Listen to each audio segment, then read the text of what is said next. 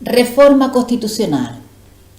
Está regulada esta reforma en el título 10 de la Constitución, los artículos del 166 al 169, y en el reglamento del Congreso y el reglamento del Senado.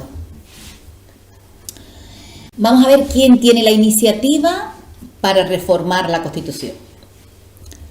Bueno, voy a empezar diciendo que no se puede iniciar una reforma constitucional en tiempo de guerra o durante la vigencia de los estados de alarma, excepción o sitio.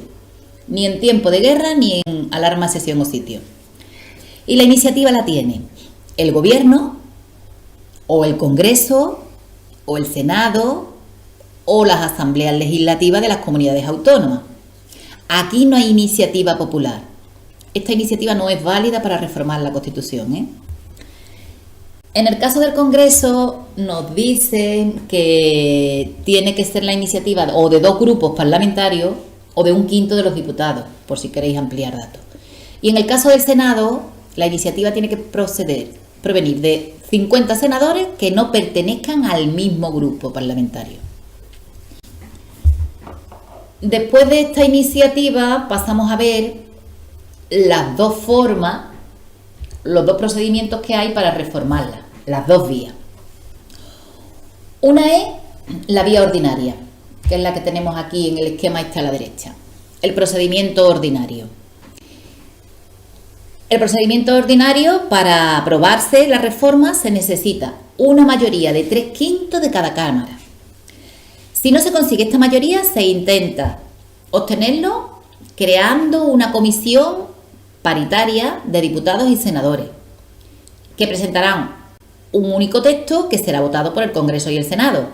Si tampoco se obtiene con esta comisión mixta paritaria, y siempre que el texto hubiera obtenido el voto favorable de la mayoría absoluta del Senado, pues entonces el Congreso podrá aprobarlo por mayoría de 2/3. Podrá aprobar esta reforma. Entonces, vemos que para la ordinaria se necesita una mayoría de 3/5 en cada cámara, que no se obtiene, se crea una comisión mixta paritaria que crea un texto de reforma, y si al someterlo a votación obtiene la mayoría absoluta del Senado, entonces el Congreso por 2/3 puede aprobar la reforma. Una vez aprobada esta reforma por las Cortes Generales, será sometido a referéndum para que lo ratifique el pueblo. Cuando lo soliciten, solo cuando lo soliciten dentro de los 15 días siguientes a su aprobación, 1/10 parte de los miembros de cualquiera de las cámaras, o 1/10 parte del Congreso o 1/10 parte del Senado. En este caso, se sometería a referéndum.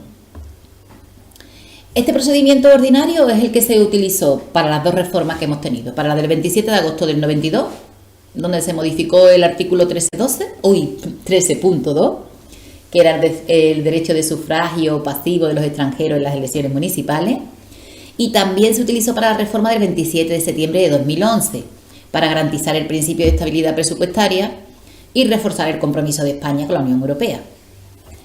Esto se pudo utilizar en este procedimiento ordinario porque ninguna de estas modificaciones afectó a ninguna parte esencial de la Constitución.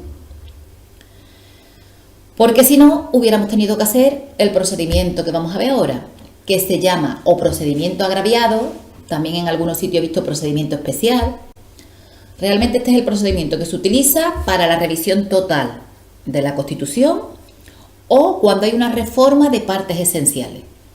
Las partes esenciales son el título preliminar, la sección primera, Derechos y deberes fundamentales, sección primera, capítulo segundo, título primero, o título 2, la corona. Si afecta a alguna de estas partes, entonces se hará el procedimiento agraviado. Este procedimiento agraviado, para aprobar la reforma, se necesita que lo aprueben por mayoría de 2/3 de cada cámara, 2/3 en el Congreso, 2/3 en el Senado. A continuación se disuelven inmediatamente las Cortes y las cámaras elegidas tienen que ratificar la decisión de reforma y proceder al estudio de un nuevo texto constitucional, que debe de ser aprobado también por mayoría de los 2/3 de cada cámara. Una vez aprobada la reforma por las Cortes, esta se somete a referéndum para que se ratifique. Esta sí se somete, ¿eh? Aquí no tiene que proponerlo nadie. Esta directamente va y una vez aprobada por las Cortes se somete a referéndum para que sea ratificada.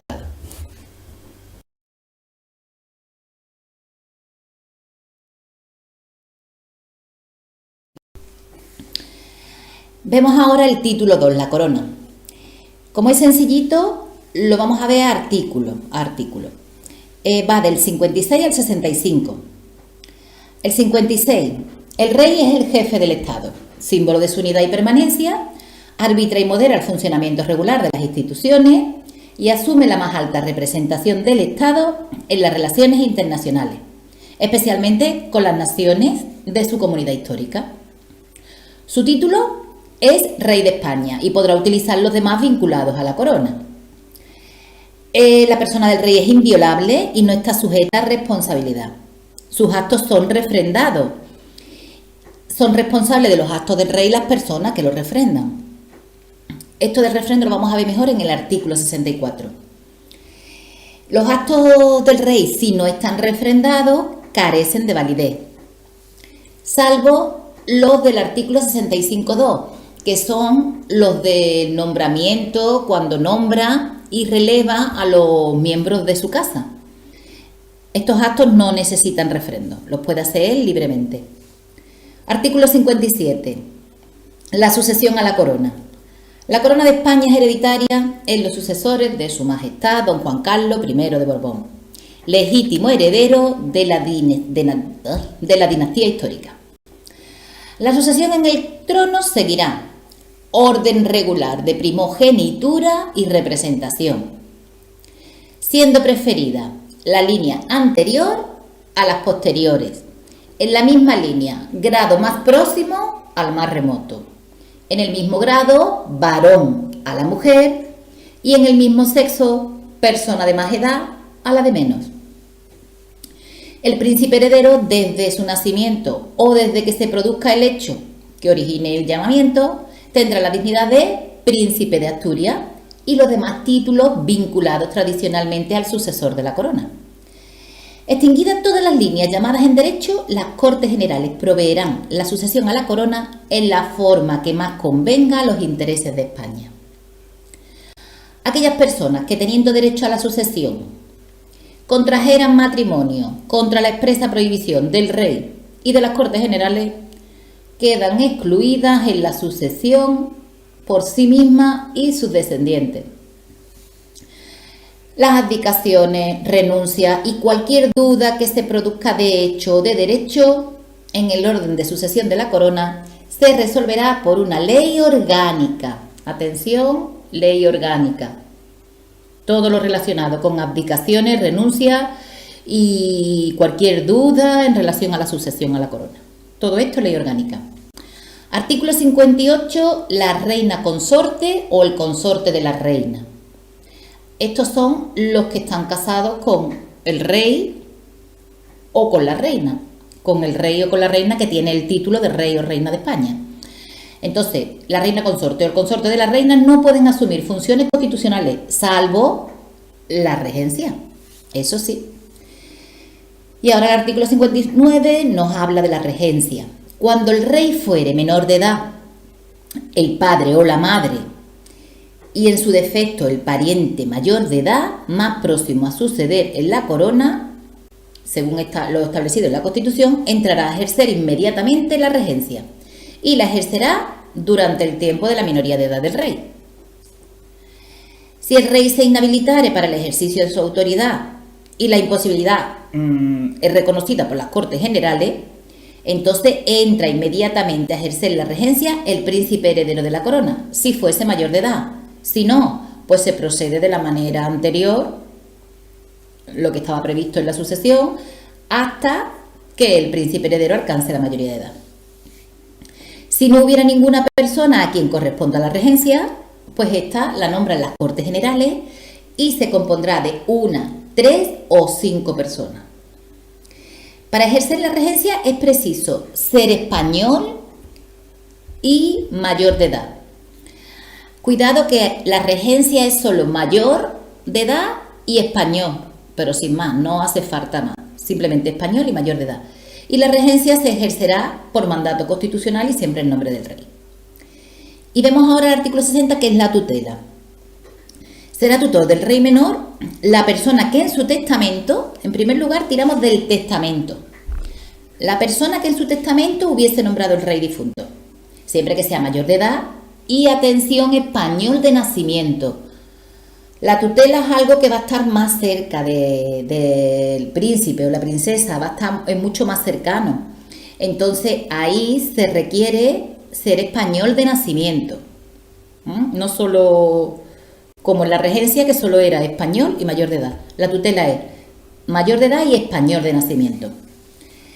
Bueno, pues si no lo hubiese nombrado el rey en su testamento, será tutor el padre o la madre, mientras que permanezcan viudos, y en su defecto lo nombrarán las Cortes Generales, pero no podrán acumularse los cargos de regente y de tutor en la misma persona, salvo en el caso del padre, la madre o ascendientes directos al rey. Fijarse, para no confundir la regencia con la tutela, la regencia, daros cuenta que la persona que ocupe la regencia se va a ocupar de las funciones que tiene el rey, pero más funciones constitucionales. Y en cambio la tutela, la persona que ocupe la tutela se va a encargar más de los cuidados del príncipe, o sea, va a ser algo más cercano, como decimos, por eso los requisitos son mayores. En la tutela se exige que sea español y de nacimiento. Y aparte nos dice que será madre o padre mientras que permanezcan viudos, es otro requisito más. Porque la tutela, como hemos dicho, es algo más que va a estar más cerca del rey. Bueno, del rey, del futuro rey. El ejercicio de la tutela también es incompatible con todo cargo o representación política. Artículo 61, el juramento. El rey, al ser proclamado ante las Cortes Generales, prestará juramento de desempeñar fielmente sus funciones, guardar y hacer guardar la Constitución y las leyes, y respetar los derechos de los ciudadanos y de las comunidades autónomas.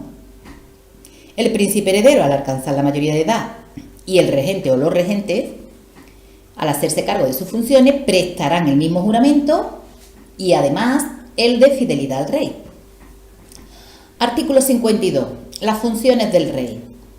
Corresponde al rey sancionar y promulgar leyes, convocar y disolver las Cortes Generales y convocar elecciones en los términos que prevé la Constitución, convocar referéndum, proponer el candidato a presidente del gobierno y en su caso nombrarlo, así como poner fin a sus funciones, nombrar y separar a los miembros del gobierno a propuesta de su presidente, expedir los decretos acordados en Consejo de Ministros, conferir los empleos civiles y militares y conceder honores y distinciones con arreglo a las leyes.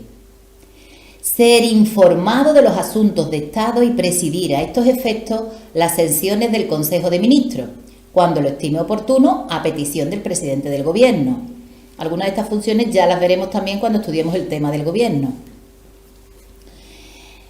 Ejerce el mandato supremo de las Fuerzas Armadas, ejerce el derecho de gracia con arreglo a la ley, no pudiendo autorizar indultos generales no, pero el derecho de gracia e indultos individuales sí. Y ejerce también el alto patronazgo de las Reales Academias. Artículo 63. El rey acredita a los embajadores y otros representantes diplomáticos, y los representantes extranjeros en España están acreditados ante él. Al rey corresponde manifestar el consentimiento del Estado para obligarse internacionalmente por medio de tratado. O sea, obligarse, prestar el consentimiento para obligarse en los tratados internacionales, eso le corresponde al rey. También le corresponde al rey, previa autorización de las Cortes Generales, declarar la guerra y hacer la paz. Artículo 64. El refrendo. Los actos del rey serán refrendados por el presidente del gobierno y, en su caso, por los ministros competentes. Hay una excepción. La propuesta y el nombramiento del presidente de gobierno y la disolución prevista en el artículo 99, la disolución de las Cortes que está prevista en el artículo 99. Esta excepción es refrendada por el presidente del Congreso. Todo lo demás es o el presidente o los ministros.